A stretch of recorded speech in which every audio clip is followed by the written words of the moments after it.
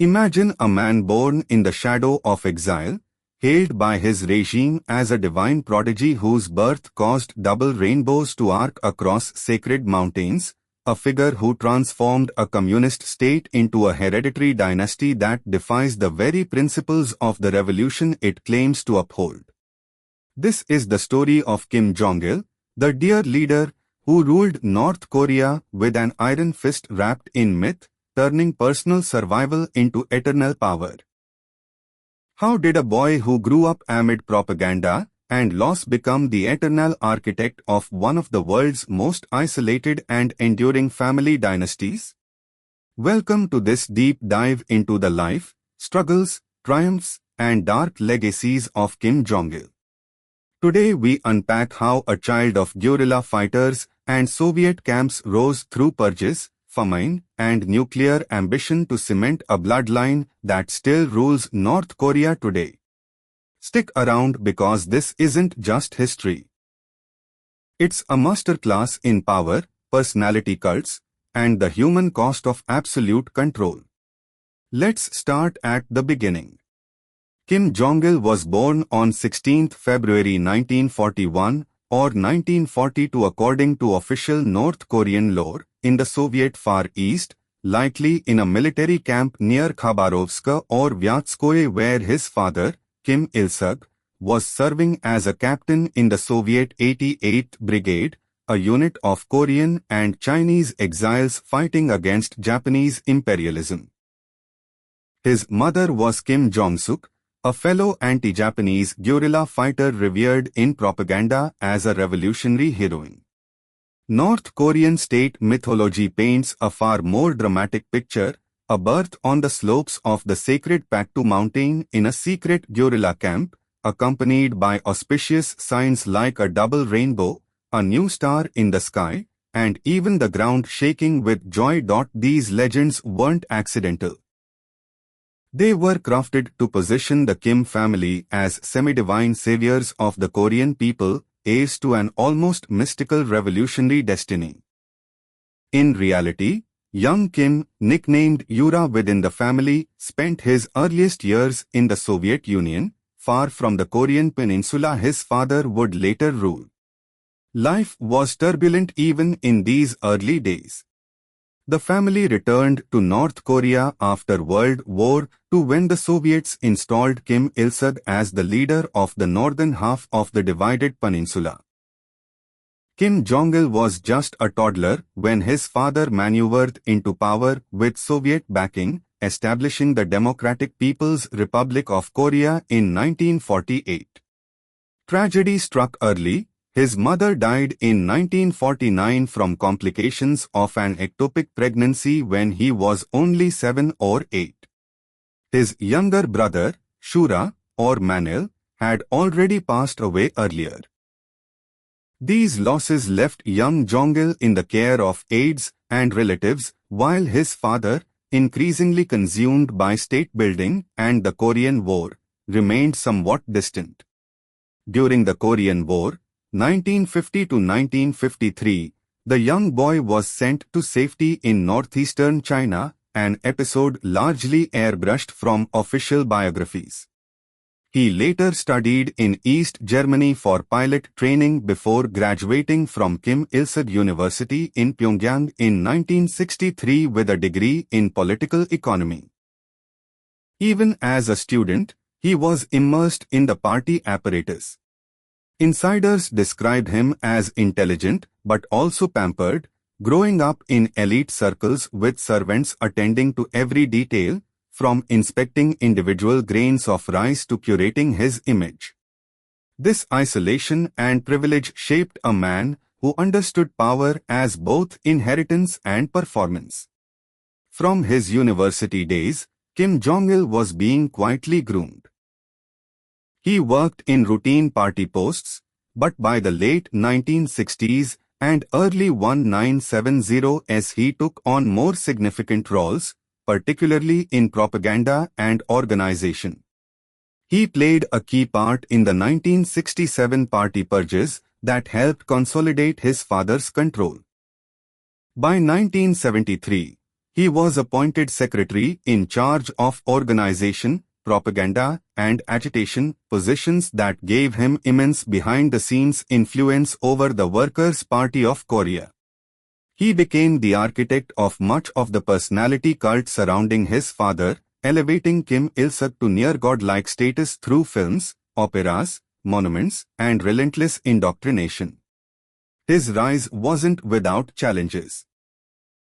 There were half-brothers and other potential rivals, including from his father's second marriage. Kim Jong-il had to navigate court intrigues, proving his loyalty and competence while building alliances within the military and party. In 1974, his father formally designated him as successor, a move made public at the Sixth Party Congress in 1980. This was revolutionary in the communist world, hereditary succession in a supposedly classless society. Kim Jong-il earned the title Dear Leader to complement his father's Great Leader. He assumed high military and party posts, controlling key levers of power long before his father's death. The struggles of this period were immense. North Korea's economy, heavily dependent on Soviet aid, faced mounting pressures. Kim Jong-il's personal life was also complex. He had multiple relationships and wives, including Ko Young-hui, mother of future leader Kim Jong-un. He developed a reputation for eccentricity, a love of cinema. He reportedly kidnapped South Korean filmmakers to boost North Korean productions, fine cognac, luxury cars, and a vast personal collection of films. Yet publicly, he cultivated an image of tireless dedication to the revolution. When Kim Il-suk died suddenly in July 1994, Kim Jong-il assumed supreme power, though he initially ruled without taking all formal titles immediately, honoring a period of mourning. This marked the first dynastic succession in a communist state, solidifying the Kim family as North Korea's eternal ruling bloodline. But his early years in power coincided with catastrophe. The collapse of the Soviet Union cut off vital subsidies, combined with floods, poor land management, and rigid central planning, triggering the devastating Arduous March famine of the mid-1990s.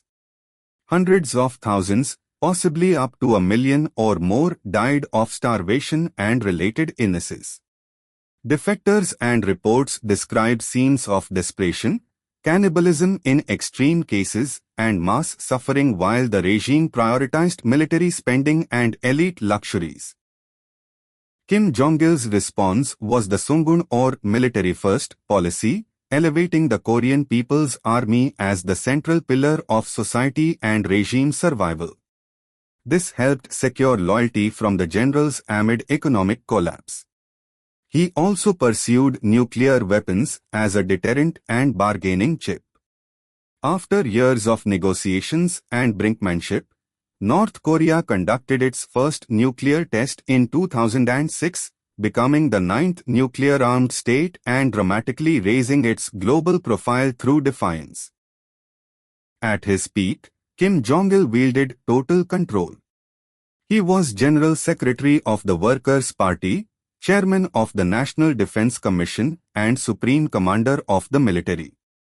The cult of personality expanded to include him, portraits everywhere, mandatory study sessions, songs praising his wisdom. Economically, there were tentative reforms, like limited market activities after the famine and the Kaesong Industrial Park with South Korea. But repression remained absolute. Vast prison camps, Kwanliso, held tens of thousands of political prisoners, public executions were common for dissent, and information was tightly controlled. No free press, no religion outside state-approved forms, no real political opposition.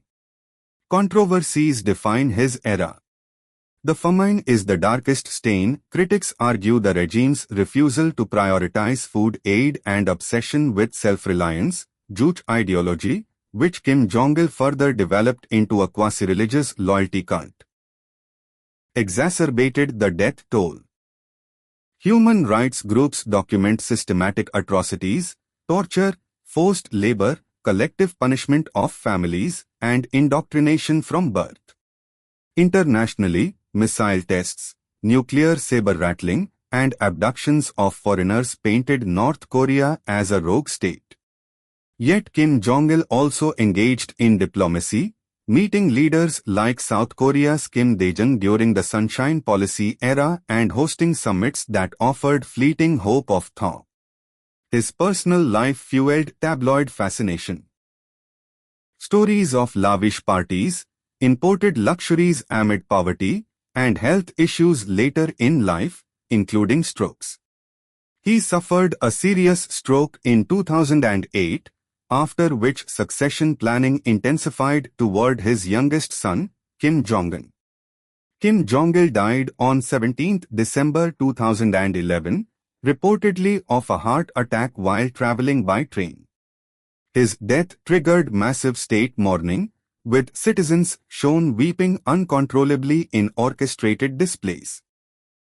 Posthumously, he joined his father as an eternal leader, with his titles and reverence preserved in the constitution and ideology. The legacy of Kim Jong-il is the Kim Dynasty itself. He transformed North Korea from a Soviet-style communist state into a hereditary monarchy disguised as a people's republic. Juche and Sungun became tools for regime survival, blending nationalism, militarism, and personality worship.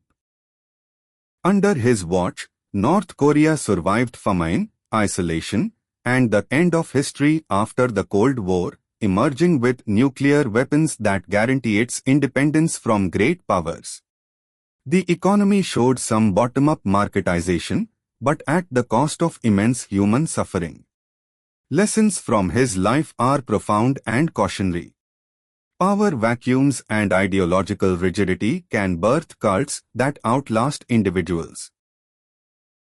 Kim Jong-il proved that survival often trumps ideology, adapting Juche, embracing selective engagement, and prioritizing the military kept the regime alive.